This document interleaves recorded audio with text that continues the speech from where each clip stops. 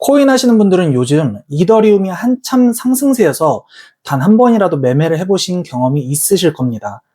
그런데 늘 내가 타면 마이너스부터 시작합니다. 그리고 버티기 힘들어서 손절을 하면 다시 수직 상승, 버티면 그냥 뚝배기를 깨버려요. 그렇다고 숏을 치자니 이더리움의 미친 상승 흐름이 두렵고요. 도대체 왜 나에게만 이런 일이 일어나는 걸까요? 무엇이 문제인 걸까요? 지금부터 제가 이더리움 매매는 어떻게 해야 하는지 전부 다 설명드리겠습니다. 이 영상을 보고 나서 이더리움을 보시면 완전히 다르게 보이실 겁니다. 비트 가고 나면 이더리움 가고, 그 다음엔 리플 솔라나 가고, 자발트 간다? 이 공식 깨진 지 오래됐죠? 이제는 알트가 올라도 불장인 건가 하고 의심을 하게 됩니다. 방금 말한 공식은 옛날부터 매매했던 분들이 머릿속에 박혀있는 내용일 겁니다. 그래서 비트 가고 나면 이더 가니까 매수해야지 라고들 생각을 많이 하시죠. 그러나 어떻습니까? 뜻대로 매매가 되고 계십니까? 이제는 단순히 그런 공식으로는 돈을 벌 수 없습니다. 이더리움은 처음부터 비트코인처럼 보면 안 되는 종목입니다. 그럼 어떻게 봐야 할까요? 첫 번째 답은 사토시 차트입니다. 사토시 차트란 이더리움 가격을 비트코인 가격으로 나눈 값이에요. 즉, 이더리움 한 개로 비트코인을 몇 개 살 수 있는가를 보여주는 거죠. 정리하면 달러가 아니라 비트코인 대비 강도를 보는 게 사토시 차트라는 겁니다. 자, 이게 이더리움의 사토시 차트입니다. 이렇게 사토시 차트가 내려가게 되면요, 같은 비트코인으로 더 많은 이더리움을 살 수 있게 되는 겁니다.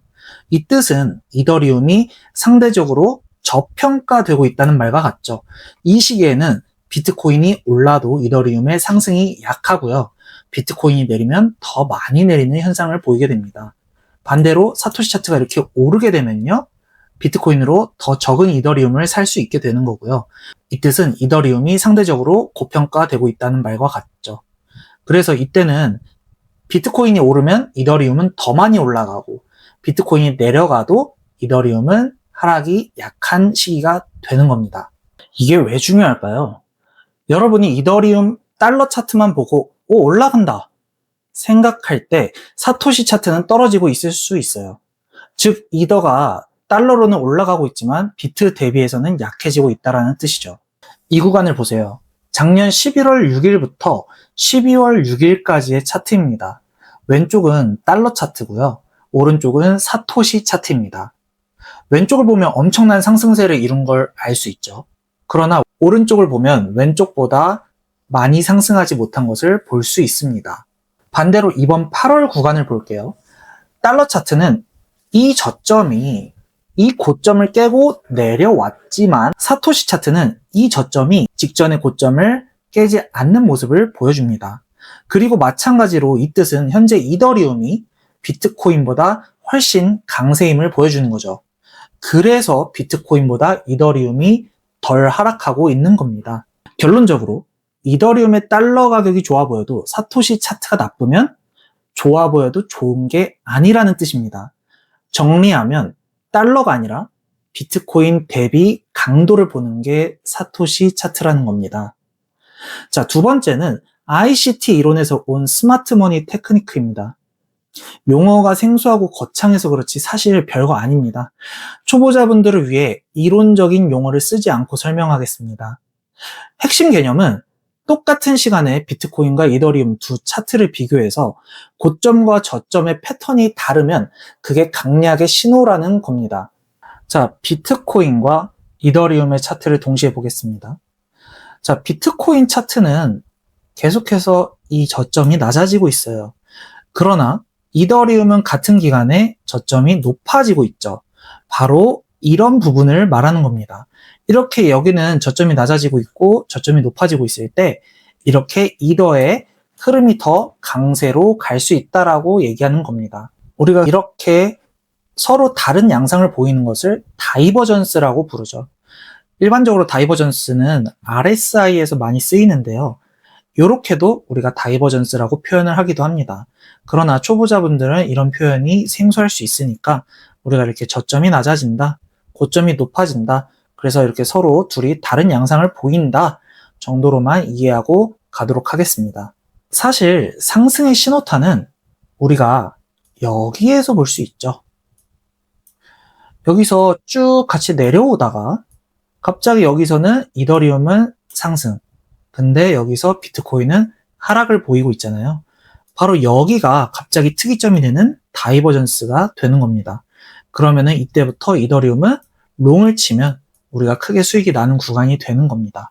그리고 실제로 이 구간에서 폭발적인 상승을 보여주기도 했고요. 자, 이번에는 반대로 하락 다이버전스를 보겠습니다.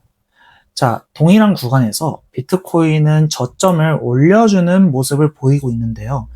이더리움은 같은 기간에 저점이 내려가는 모습을 보이고 있죠.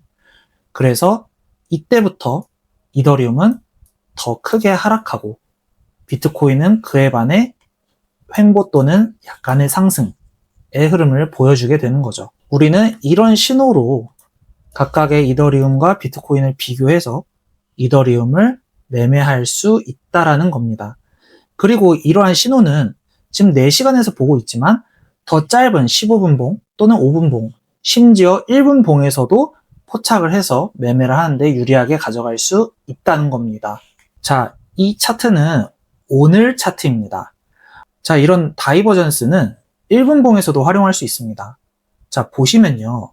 비트코인은 여기서 계속해서 고점을 높이고 있죠. 자, 이더리움도 마찬가지로 고점을 높이다가 자, 이 같은 자리에서 고점이 어떻게 됐습니까? 낮아졌죠. 자, 그러면 이 선을 기준으로 우리는 이더리움이 고점을 돌파하지 못했기 때문에 비트코인보다 현재 약세구나. 그래서 이더리움을 이 구간에서 우리가 고점을 넘기지 못했을 때 비트코인은 근데 고점을 넘겼을 때 숏을 친다면 우리가 수익을 볼 수 있다는 겁니다. 그리고 기가 막히게 이더리움은 이렇게 하락을 해 주었죠. 물론 비트코인도 같이 하락을 하기는 했지만 비트코인은 이 저점에서 살짝 이탈하거나 비슷한 정도로 하락을 했고 이더리움은 이 저점을 더 깨주는 여기를 더 밑으로 깨는 우리가 하락을 볼 수 있었습니다. 또한 비트코인은 여기서 고점을 높이는 흐름을 보여줬지만 이더리움은 이 구간에서 어떻습니까? 고점을 올렸다라고 보기 힘들게 각도가 완전히 다르죠. 그렇다라는 거는 이더리움이 지금 비트코인보다 훨씬 약세가 되었다라는 거고 이것은 곧 이더리움의 하락을 우리가 생각해보고 이 구간에서 또 숏을 들어가 볼 수 있다라는 거죠.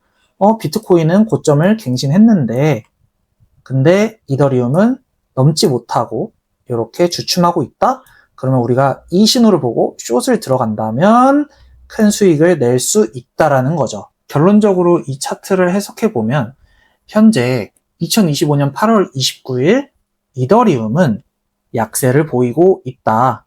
비트 대비 훨씬 많은 하락을 보이고 있고 그리고 우리가 강세였던 이더리움이 약세로 돌아섰다 라고도 보여질 수 있는 상황인 거죠. 우리가 이걸 통해서 반드시 핵심적으로 생각해 봐야 될 것은 강한 쪽은 롱, 약한 쪽은 숏으로 접근하는 겁니다.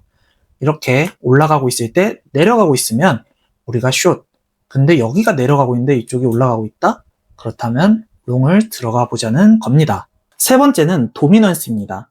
도미넌스란 전체 코인 시장에서 해당 코인이 차지하는 비중을 말합니다. 이 도미넌스를 파악하면 시장의 돈이 어디로 흘러가고 있는지 알 수 있게 됩니다. 예를 들어서 비트코인의 도미넌스가 상승하고 있다면 돈이 비트코인으로 모이면서 알트코인들은 상대적으로 약세를 보이고 비트코인의 도미넌스가 하락한다면 알트코인으로 자금이 흘러간다라는 뜻이 되겠죠. 그래서 만약에 비트코인의 도미넌스가 상승할 때 여러분이 시장의 상승 관점을 본다면 비트코인 롱으로 매매를 해야 되는 거고 하락 관점이라면 알트 숏을 매매해야 하는 것입니다. 도미넌스의 하락이라면 그 반대겠지요. 그러나 비트 도미넌스가 하락할 때 꼭 자금이 이더리움으로 흘러가는 것은 아닙니다. 이더리움의 도미넌스를 따로 볼 수 있는데요. 이더리움의 도미넌스를 통해 이더리움으로만 들어가는 돈의 흐름을 볼 수 있습니다. 차트에서 보시다시피 올해 5월 초부터 지속적인 상승으로 7%대에서 15% 근처까지 2배가량 상승한 것으로 보이고, 이는 전체 시장에서 이더리움이 차지하는 비중이 계속 늘어왔다고 이해할 수 있습니다. 작년 12월에 비트 도미넌스만 올라가고 이더는 그대로였어요. 자금이 비트코인만으로 몰렸던 것이죠.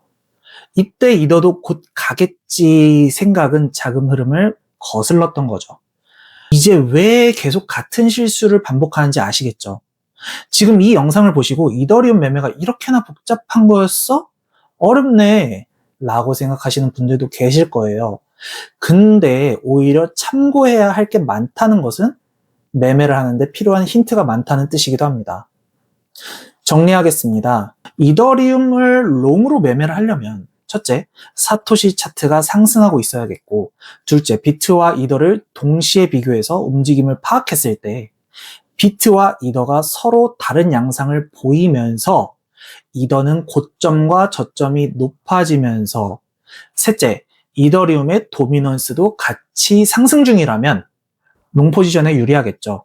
반대로 숏이라면 사토시 차트가 하락하고 있어야 하고, 동시에 비교했을 때 이더는 비트 대비 고점과 저점이 낮아지면서 이더 도미넌스는 하락하고 있어야 숏에게 유리하게 됩니다. 핵심은 이 조건들이 명확하지 않으면 이더리움은 포지션을 잡지 않는 거예요.